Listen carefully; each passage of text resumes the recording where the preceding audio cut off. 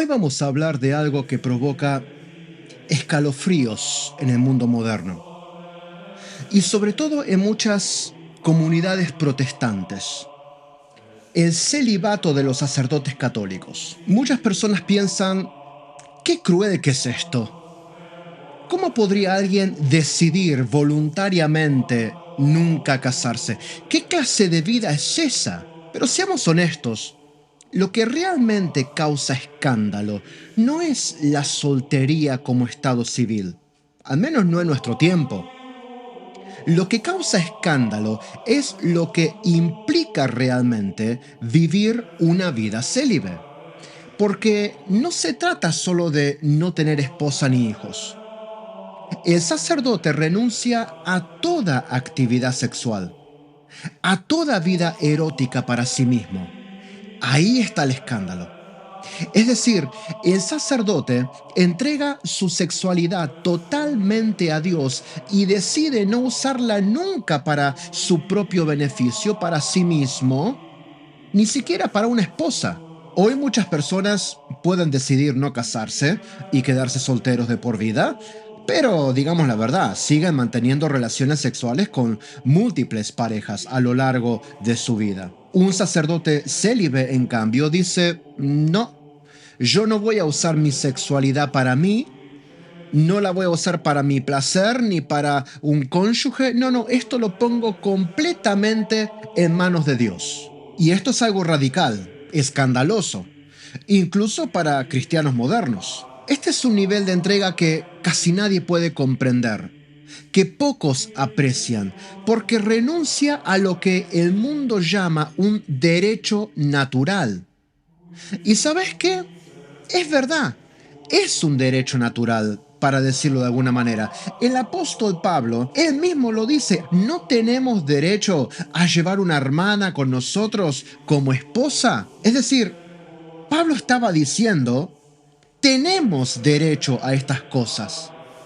Y sin embargo, el apóstol mismo enseña que es mejor abstenerse y dedicar toda la vida al servicio de Dios y del prójimo. Así que el sacerdote no es un ciudadano común, es esposo de la iglesia, actuando in persona Christi, representando a Cristo mismo en cada sacramento, en cada misa, en cada confesión. Su entrega es total. Corazón, mente, alma, cuerpo, sexualidad, todo para Dios. Y eso explica por qué el celibato causa tanto asombro y rechazo. Porque es contracultural, es escandaloso, es absolutamente radical. En un mundo que celebra la sexualidad como un derecho personal y el placer como el bien supremo, el sacerdote dice, no, esto no es mío, esto también se lo dedico a Dios. Esto le pertenece a Dios y no lo voy a usar para mí. Hoy vamos a recorrer la historia, los concilios, los padres de la iglesia y vamos a abrir la Biblia y vamos a mirar con cuidado qué es lo que la revelación pública realmente nos dice. Veremos por qué la iglesia exige el celibato de sus ministros, cómo la Biblia lo respalda y también por qué algunos pasajes bíblicos usados como pseudoargumentos contra el celibato sacerdotal, como por ejemplo el obispo debe ser marido de una sola mujer, en realidad no contradicen esta enseñanza. Durante siglos te han repetido la misma historia, que Roma se desplomó bajo su propio peso, que la iglesia se hundió en corrupción y que la verdad quedó enterrada, hasta que 1500 años después, un monje iluminado decidió rescatarla. Suena convincente, suena heroico, pero también suena sospechosamente conveniente. Porque la historia real, esa que está escrita en los padres de la iglesia, en los concilios, en la sangre de los mártires, cuenta algo muy distinto. La fe nunca se apagó, la doctrina nunca estuvo perdida y la iglesia, con todos sus pecadores, jamás dejó de ser la esposa de Cristo. Aquí no venimos a repetir cuentos de propaganda. Aquí abrimos los libros, las escrituras, los documentos y dejamos que hablen por sí mismos. Bienvenido a Catolicismo sin filtro, donde los mitos protestantes se caen solos y la verdad católica resplandece, aunque incomode.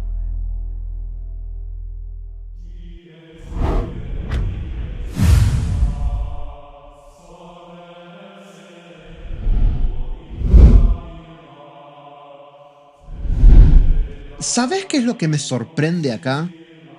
Más que todo lo demás. Que lo que cause escándalo en nuestros días sea el celibato de los sacerdotes. Porque a decir verdad, la enseñanza de la Iglesia sobre el matrimonio debería ser mucho más escandalosa en el mundo de hoy. Y como esto es algo tan ignorado, y como esto es algo tan pasado por alto, quiero que empecemos por acá. Porque recién entendiendo lo que la Iglesia enseña sobre el matrimonio, recién ahí vamos a poder empezar a comprender un poco mejor lo que la Iglesia enseña sobre el celibato y por qué. Así que antes de adentrarnos en el celibato sacerdotal, debemos entender algo fundamental. El matrimonio no es un contrato social entre dos partes. No es un acuerdo privado entre personas. Es un sacramento instituido por Dios y la Iglesia es su guardiana. Veamos cómo lo definieron los primeros concilios y la tradición católica. Vamos al concilio de Elvira. Eso sucedió entre los años 300 y 306, antes del concilio de Nicea. El concilio de Nicea en 325 fue el primer concilio ecuménico. El concilio de Elvira fue un sínodo local. En el canon 9 dice, igualmente a la mujer cristiana que haya abandonado al marido cristiano adúltero y se casa con otro, prohíbasela casarse. Si se hubiere casado, no reciba la comunión antes de que hubiese muerto el marido abandonado, a no ser que tal vez la necesidad de enfermedad forzare a dársela. Aquí ya vemos algo radical. Para la iglesia primitiva, ni siquiera el adulterio justificaba un nuevo matrimonio, porque la indisolubilidad matrimonial no depende del comportamiento de los cónyuges.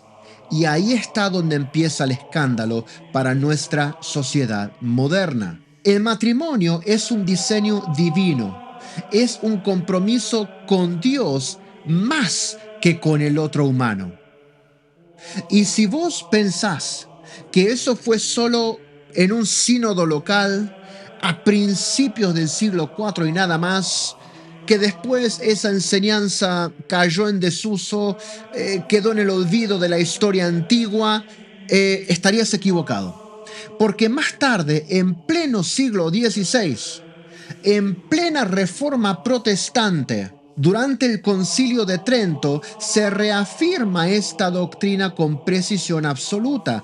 En la sesión 24, el 11 de noviembre de 1563, en el Canon 7, el Concilio de Trento nos dice lo siguiente: si alguno dijere que la Iglesia yerra cuando enseñó y enseña que conforme a la doctrina del Evangelio de los Apóstoles, y acá nos manda a Marcos capítulo 10 y a 1 Corintios 7, no se puede desatar el vínculo del matrimonio por razón del adulterio de uno de los cónyuges, y que ninguno de los dos, ni siquiera el inocente, que no dio causa para el adulterio, puede contraer nuevo matrimonio mientras viva el otro cónyuge. Y adultera lo mismo el que después de repudiar a la adúltera se casa con otra, como la que después de repudiar al adúltero se casa con otro, sea anatema. Es decir, la Iglesia no concibe excusa para el divorcio y el recasamiento.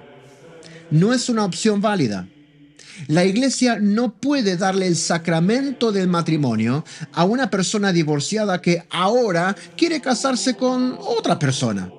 Claro, porque la otra era la persona equivocada, me equivoqué en el primer matrimonio, aunque recibí el sacramento y recibí la misión de representar visiblemente en la sociedad y ante la iglesia la unión de Cristo con la iglesia. No, no, con esa me equivoqué, así que la voy a dejar y con esta va a funcionar. No, no, no. Aunque el cónyuge anterior hubiese sido infiel, la iglesia no admite recasamiento. Esto es prueba de que desde los albores de la iglesia primitiva hasta el Concilio de Trento, desde principios del siglo IV hasta pleno siglo XVI, esta enseñanza permaneció intacta, está documentada y fue vinculante en todo tiempo y en todo lugar. En el canon 12 nos dice: si alguno dijere que las causas matrimoniales no tocan a los jueces eclesiásticos, sea anatema. La iglesia no solo afirma la indisolubilidad,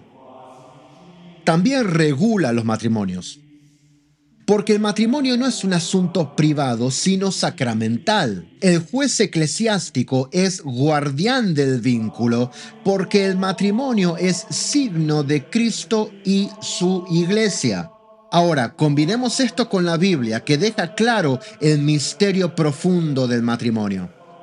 En Efesios 5, versículos 22 al 27 y finalmente el versículo 32 nos dicen lo siguiente: las mujeres estén sometidas a sus maridos como al Señor, porque el marido es cabeza de la mujer, así como Cristo es cabeza de la iglesia, Él que es el Salvador del cuerpo. Maridos, amad a vuestras mujeres como Cristo amó a la iglesia y se entregó a sí mismo por ella para santificarla, purificándola mediante del baño de agua en la palabra, a fin de presentársela a sí mismo como una iglesia gloriosa, sin mancha ni arruga o cosa semejante, sino que sea santa e inmaculada. Grande es este misterio, lo digo con respecto a Cristo y a la iglesia. El matrimonio no es una relación más.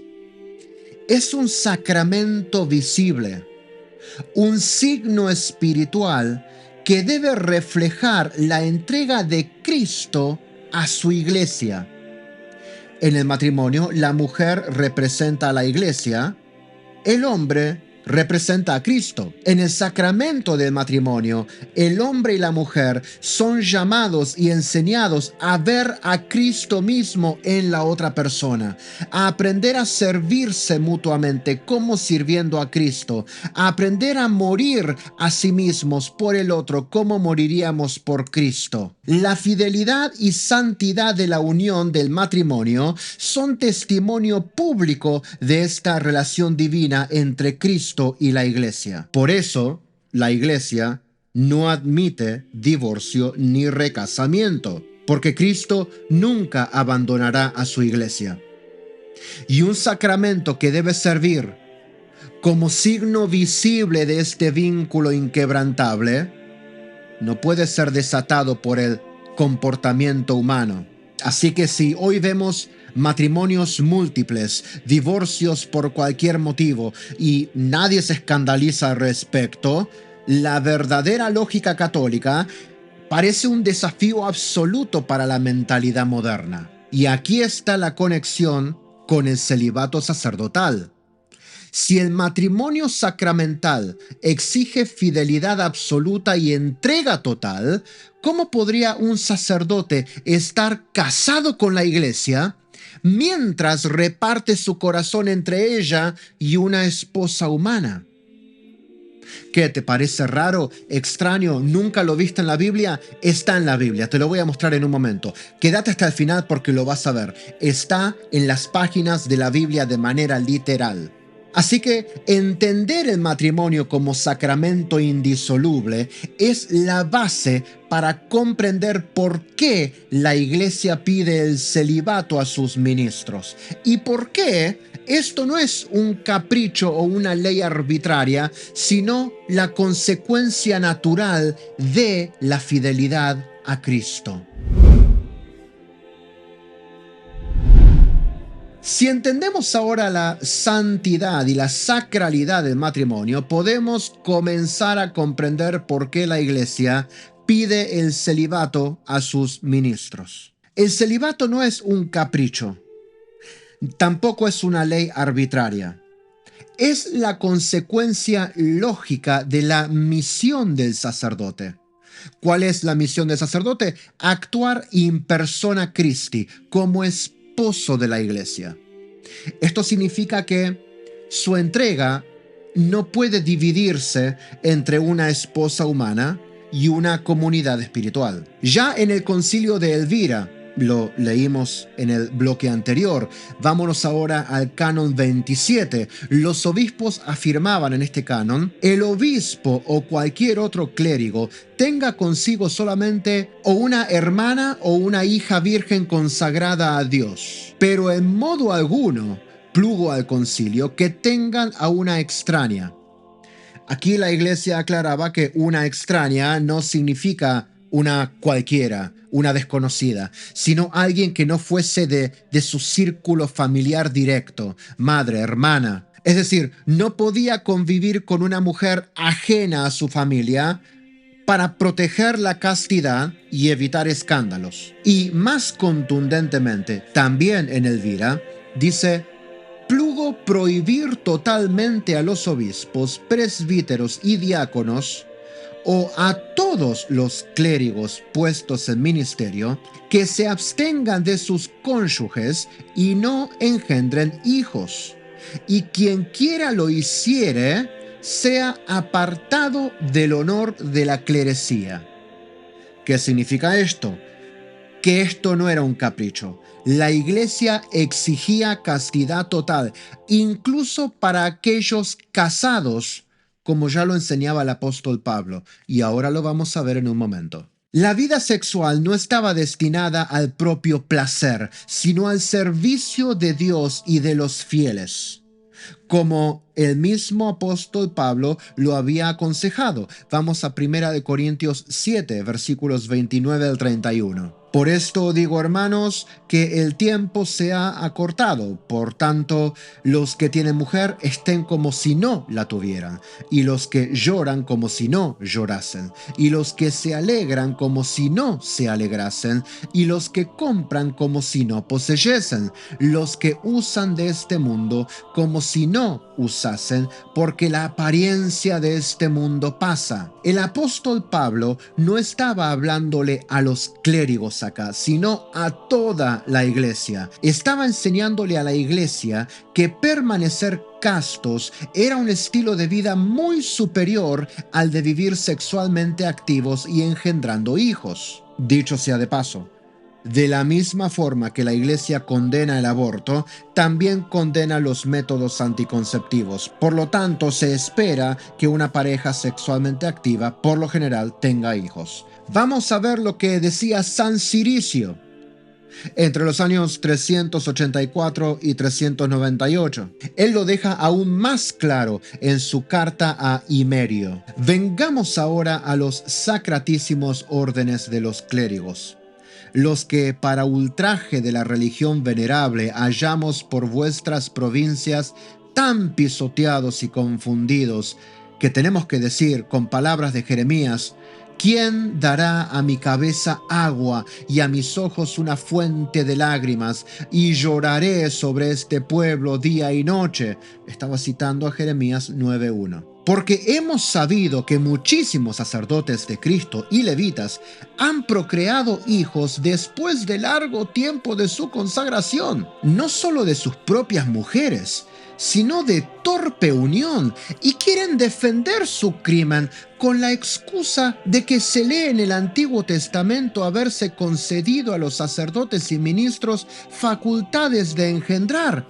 Díganme ahora, cualquiera de los seguidores de la liviandad, ¿por qué el Señor avisa a quienes se les encomendaba el santo de los santos, diciendo: sed santo, porque también yo, el Señor Dios, vuestro Dios, soy santo? Tanto en Levítico 20, versículo 7, como 1 de Pedro 1, versículo 16. ¿Por qué también el año de su turno, se manda a los sacerdotes a habitar en el templo lejos de sus casas.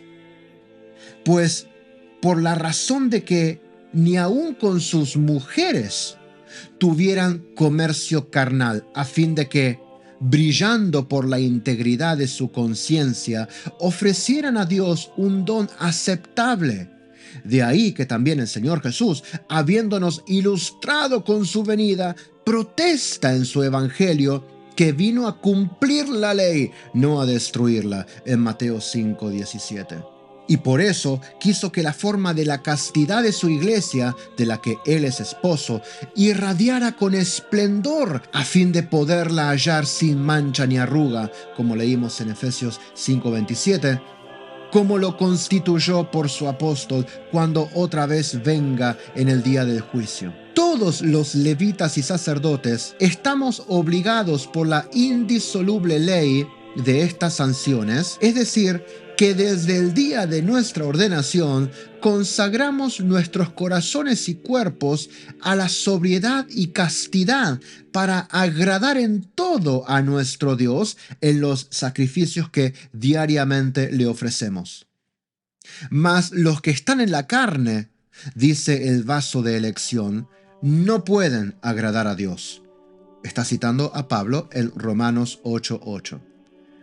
En cuanto a aquellos que se apoyan en la excusa de un ilícito privilegio para afirmar que esto les está concedido por la ley antigua, sepan que por autoridad de la sede apostólica están depuestos de todo honor eclesiástico, del que han usado indignamente y que nunca podrán tocar los venerados misterios de los que asimismo se privaron al anhelar obscenos placeres, y puesto que los ejemplos presentes nos enseñan a precavernos para el futuro, en adelante, cualquier obispo, presbítero o diácono que, cosa que no deseamos, fuere hallado tal, sepa que ya desde ahora le queda por nos cerrado todo camino de indulgencia, porque hay que cortar a hierro las heridas que no sienten la medicina de los fomentos. San Ciricio no deja lugar a dudas acá.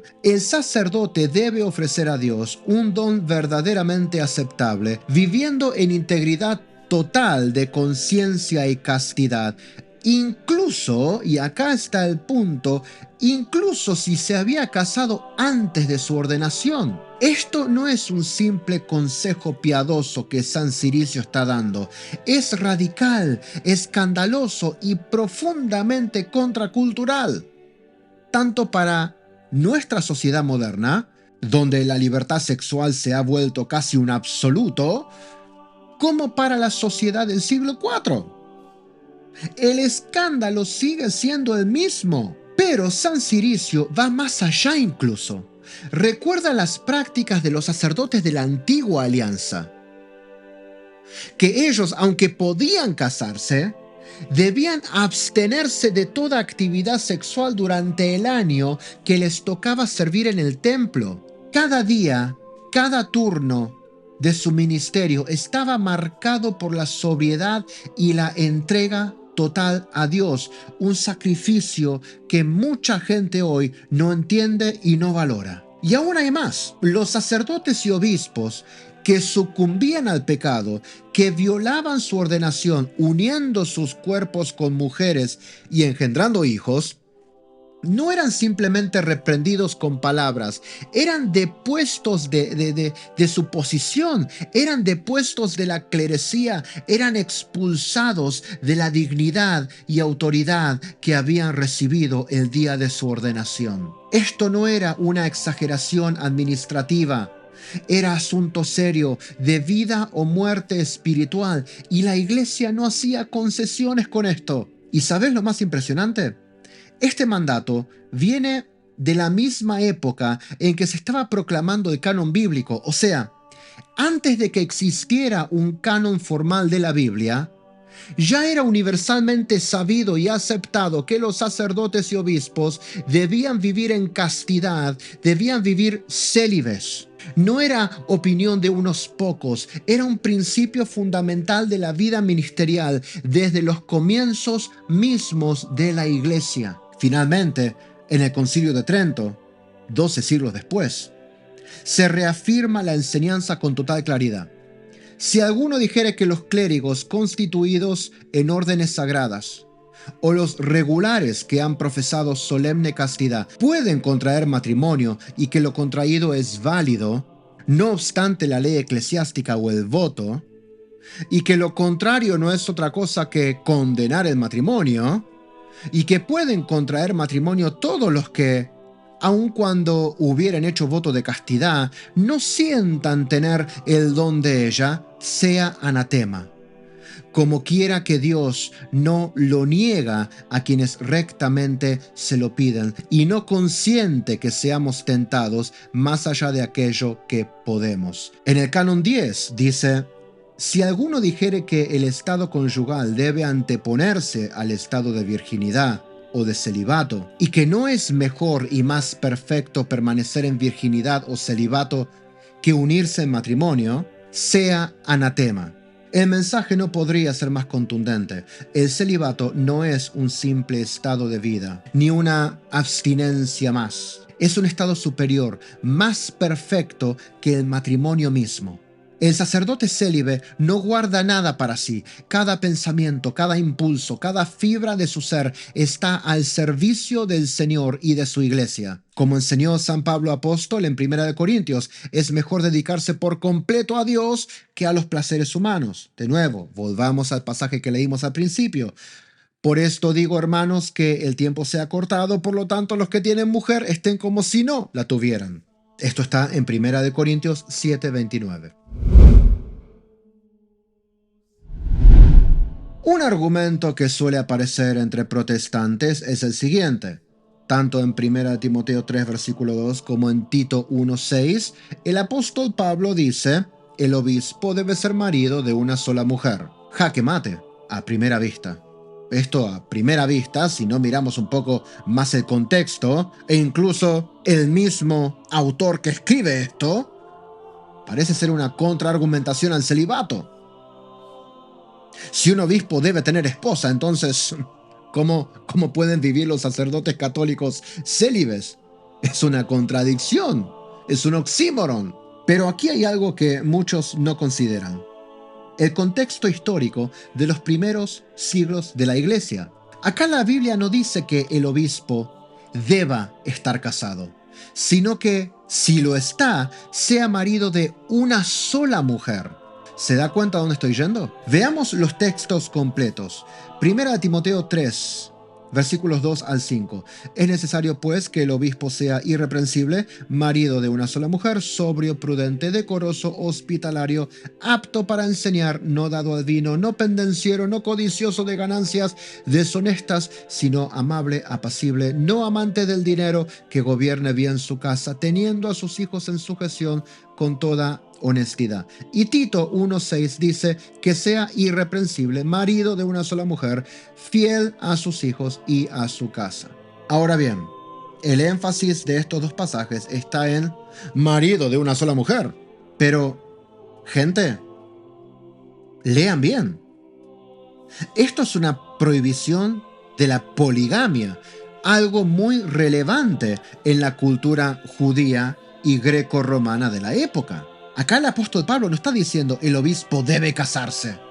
De hecho, muchos de los líderes de la iglesia primitiva, como Pablo mismo, el escritor de estas palabras, no estaban casados.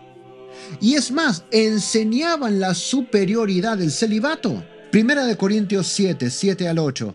Quisiera que todos los hombres fueran como yo, pero cada uno tiene de Dios su propio don, uno de una manera, otro de otra. A los que no están casados y a las vírgenes doy este consejo: que permanezcan así como yo. Vamos ahora a los versículos 32 al 34.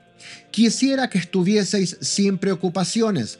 El soltero cuida de las cosas del Señor, de cómo agradar al Señor, pero el casado cuida de las cosas del mundo, de cómo agradar a su esposa, y está dividido. La mujer sin marido cuida de las cosas del Señor para ser santa de cuerpo y espíritu, pero la casada cuida de las cosas del mundo, de cómo agradar a su marido. En otras palabras, el requisito de marido de una sola mujer no contradice el celibato, simplemente establecía un límite moral. El obispo o presbítero no podía ser un polígamo.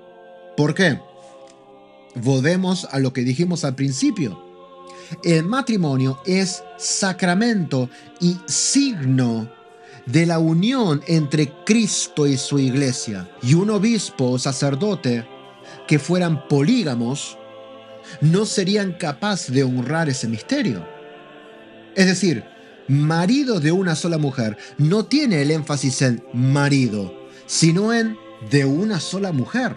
Estos dos pasajes no le impone tener esposa, pues si podía vivir una vida célibe, como Pablo mismo había enseñado a los corintios por carta y a todas las iglesias, con la palabra y el ejemplo de vida, mucho mejor. El celibato siempre fue considerado un estado superior, más dedicado a Dios y a la misión pastoral. Ahora, históricamente, muchos sacerdotes y obispos estaban casados antes de su ordenación, antes de su conversión, pero se esperaba que vivieran en completa castidad, como Pablo lo enseña, y vuelvo a leer por tercera vez 1 Corintios 7:29.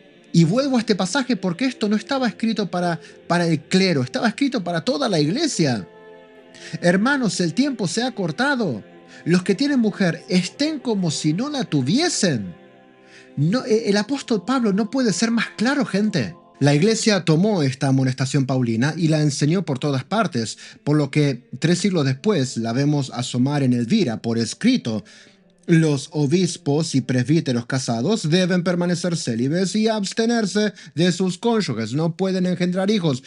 Y si no podían honrar esto, serían depuestos de su vocación ministerial. Así que el celibato sacerdotal no es una contradicción con las escrituras ni con los requisitos de los obispos en la iglesia primitiva. Al contrario, es una aplicación perfecta de la totalidad de la doctrina apostólica. Es una continuación y perfeccionamiento de la enseñanza que Pablo nos había dejado. En resumen, la Biblia no obliga a los obispos y a los presbíteros a casarse, sino que prohíbe la poligamia para los ministros.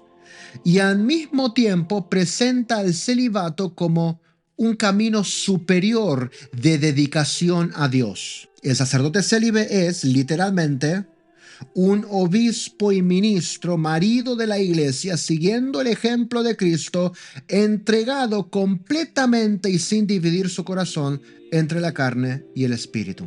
Ahora, no podemos hablar del celibato sin reconocer una realidad histórica que ha existido desde los comienzos de la iglesia. Los clérigos que desobedecieron su vocación, que rompieron sus votos, que profanaron su ministerio. Estos hombres fueron conocidos como clérigos incontinentes, y sí, los escándalos sexuales dentro del clero no son un fenómeno moderno, porque el hombre es pecador tanto hoy como lo era hace 20 siglos. El hombre es tentado tanto hoy como lo era hace 20 siglos. Es decir, no hay novedad en esto. Por eso la iglesia desde muy temprano estableció medidas drásticas para proteger la santidad y la sacralidad del ministerio. Los concilios de Letrán, junto con papas como León IX, Gregorio VII, Urbano II, Calixto II, tomaron decisiones contundentes, nulificaron, subrayo esta palabra, nulificaron los matrimonios de los clérigos mayores y de los regulares. Esto significaba que los matrimonios contraídos después de la ordenación no eran válidos y que quienes los habían practicado quedaban automáticamente excluidos de los sacramentos y del honor de la clerecía. Esto no era una sanción ligera ni una formalidad burocrática, era la expresión tangible de que el celibato sacerdotal era indispensable para la integridad del clero y la santidad de la iglesia. Cada medida recordaba que la entrega total a Dios no admite concesiones. Quien rompía este compromiso estaba profanando su ministerio y traicionando la misión para la que había sido consagrado. El celibato no es un ideal opcional. Es una disciplina radical y necesaria, un don que protege la integridad espiritual del clero y la pureza del sacramento del orden. En otras palabras, los escándalos del pasado no desacreditan la enseñanza de la Iglesia, sino que la confirman. Muestran que el celibato es un compromiso que desafía al mundo, un estado superior que exige renuncia total a los placeres humanos y entrega absoluta a Dios. Vamos a ver ahora las bases bíblicas para esto. Veamos las palabras exactas del mismo apóstol Pablo. De nuevo, el mismo que escribió a Timoteo y a Tito que el obispo debe ser marido de una sola mujer. El mismo que, dicho sea de paso, era soltero y era célibe. Primera de Corintios 7:1. Bueno le es al hombre no tocar mujer. Empieza así. Bueno. Primera de Corintios 7:7. Quisiera que todos los hombres fuesen como yo.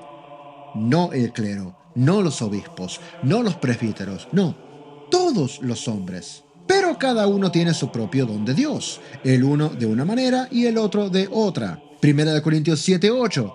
A los solteros y a las viudas les digo que es bueno quedarse así como yo. Es decir, él está presentando el celibato como algo bueno, como algo deseable, como algo preferible, como algo superior. Les está diciendo, antes de considerar casarse, consideren no casarse. Luego, como leímos en bloques anteriores, Pablo explica por qué el celibato permite una dedicación más plena a Dios. Vamos de nuevo a los versículos 32 al 34. Dice que el no casado tiene cuidado de las cosas del Señor, de cómo agradar al Señor, pero el casado tiene cuidado de las cosas del mundo, de cómo agradar a su mujer. Es decir, el hombre casado no puede dedicarse completamente de lleno a la obra de Dios. Siempre su corazón va a estar dividido. La mujer no casada y la virgen tienen cuidado de las cosas del Señor para ser santas de cuerpo y espíritu, pero la casada cuida de las cosas del mundo, de cómo agradar al marido. De nuevo, la mujer casada no puede dedicarse 100% a la obra del Señor. Siempre va a estar dividida, siempre va a tener que ser esposa primero. Pablo lo deja muy claro. El matrimonio no es malo, pero sí divide la atención y el corazón. Eso muchos de nosotros lo podemos decir por experiencia. La vida conyugal implica responsabilidades hacia la pareja y la familia. El celibato, en cambio, permite entrega completa, sin distracciones, sin compromisos humanos que limiten la dedicación a Dios. Y miren lo que dice en el versículo 38. El que se casa hace bien, el que no se casa hace mejor. No le está hablando a los clérigos, le está hablando a toda la iglesia. El mismo que dijo, el obispo debe ser marido de una sola mujer, promueve la celibacia para toda la iglesia. ¿Se dan cuenta lo que pasa cuando toman solamente un pasaje y no ven todo lo demás? Primera de Corintios 7, versículo 40. Más dichosa será, está hablando de las viudas y de las chicas solteras, más dichosa será si se queda así, a mi juicio. Y pienso que también yo tengo el Espíritu de Dios. Así que Pablo deja claramente acá que el celibato es el estado ideal para quien quiere servir a Dios con libertad absoluta. En otras palabras, el sacerdote célibe vive lo que Pablo enseñó como superior: la entrega total, la libertad para Dios y el testimonio visible de la vida consagrada. No se trata de un sacrificio arbitrario, es un camino de perfección espiritual, un don, un signo para la iglesia y para el mundo. Hay mucho más que podríamos hablar sobre el celibato. Podemos ir a los 144,000 sellados en el libro de Apocalipsis, de cómo ellos son personas, hombres célibes. Podemos ir a las palabras de Jesús cuando habla de los que a sí mismos se hicieron eunucos a causa del reino de los cielos. Pero creo que con lo que hemos visto es suficiente. La conclusión para mí es: la siguiente. Lo que realmente escandaliza al mundo moderno es, en primer lugar, que el matrimonio sea indisoluble y sacramental, o sea, que sea un signo visible y concreto de Cristo y su iglesia, y que por lo tanto conlleve responsabilidades sublimes, espirituales, celestiales, que no permiten la disolución de la unión por el capricho humano. Eso en nuestra sociedad es escandaloso. Y al mismo tiempo, es escandaloso que el sacerdote, esposo de una sola esposa, la iglesia, viva en completa castidad, entregando cada pensamiento, cada deseo, cada fibra de su ser en servicio total a Dios. Eso es un escándalo para el mundo de hoy. Si el mundo no soporta la doctrina católica sobre el matrimonio, ¿qué esperaban del celibato sacerdotal? La iglesia es fiel a Cristo, aunque eso escandalice a rebeldes, a protestantes y a modernistas. El celibato no es un capricho, no es un ideal abstracto, es un signo vivo de entrega total, un escándalo radical para un mundo que solo busca placer y comodidad, y una proclamación muy ruidosa del amor incondicional de Cristo por su iglesia. Si te sorprendió lo que acabas de escuchar, no te quedes con la curiosidad. Profundiza en la enseñanza de la iglesia. Anda al catecismo, que habla mucho de esto. Hoy no citamos al catecismo porque se hubiera hecho larguísimo. Lee Primera de Corintios 7. Estudia la doctrina sobre el celibato, sobre el matrimonio sacramental y pone a prueba tu fe. Y si querés más contenido que desafíe tus ideas y te haga pensar de verdad sobre las cosas que no entendiste o las cosas que te enseñaron mal, la doctrina de la iglesia, lo que la Biblia realmente enseña, suscríbete. Más de la mitad de los que consumen el contenido de este canal regularmente no están suscriptos. Ayúdenme, gente. La mejor forma de ayudar al canal es suscribiéndote. Eso le dice al algoritmo de YouTube que este canal vale la pena. Deja tu comentario, compartí el video, porque conocer la verdad es el primer paso para vivirla.